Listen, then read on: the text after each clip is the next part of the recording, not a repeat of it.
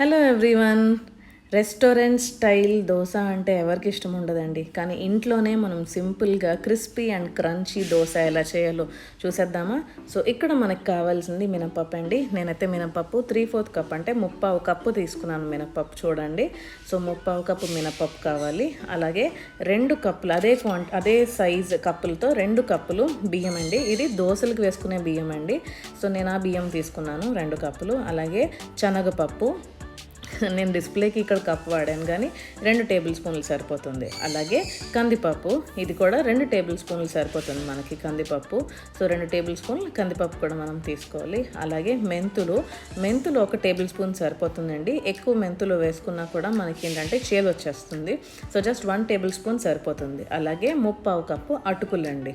అటుకులు కూడా 3/4 కప్పు గుర్తుపెట్టుకోండి. సో ఇది మన మెజర్మెంట్ అనమాట. సో ఫస్ట్గా మనం ఏం చేయాలంటే మినపప్పు, కందిపప్పు, శనగపప్పు, బియ్యం, మెంతులు ఒక గిన్నెలో వేసుకొని నీళ్లు వేసుకొని రాత్రంతా నానబెట్టేసుకోవాలి. రాత్రంతా నానబెట్టుకున్న తర్వాత మనం ఇంకా ఒక గంటలో రుబ్బుకి వేసుకుంటున్నాము అనే టైంకి అటుకులు నానబెట్టుకోవాలి. సో ఒక 1 అవర్ చాలు. రుబ్బు వేసుకోకముందు ఒక 1 అవర్ అటుకులు నానబెట్టుకొని అప్పుడు రుబ్బుకునే టైంకి ఆ నానబెట్టిన అటుకులు కూడా ఈ పప్పులతో కలిపి మనం రుబ్బేసుకోవాలన్నమాట.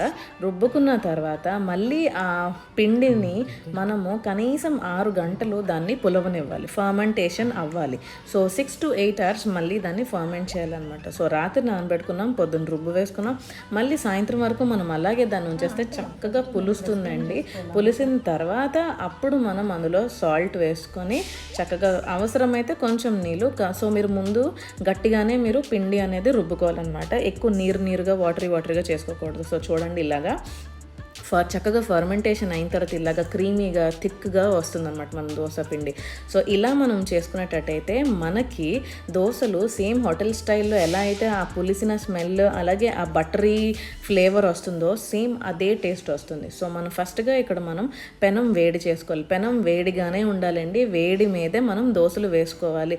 చాలామంది సిమ్లో పెట్టి వేస్తారు, దోశ లెగదు, ఆ తర్వాత అంటుకుపోతుంది పెనానికి. సో వేడిగా ఉన్నటప్పుడే మనం చక్కగా దోశ వేసుకొని పెనం చుట్టూరు మనం దోశని ఫుల్గా స్ప్రెడ్ చేసుకోవాలన్నమాట. అప్పుడే మనకి సర్కిల్ తిప్పడానికి కరెక్ట్గా షేప్స్ వస్తుందన్నమాట.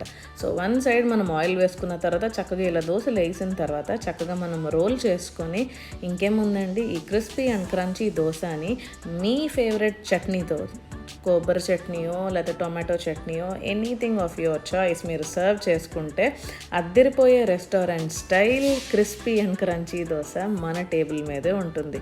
సో మీకు కొబ్బరి చట్నీ ఈజీగా ఎలా చేయాలో కావాలి అని అంటే కింద లింక్ ఇస్తున్నానండి డిస్క్రిప్షన్లో, అదొకసారి చెక్ చేయండి.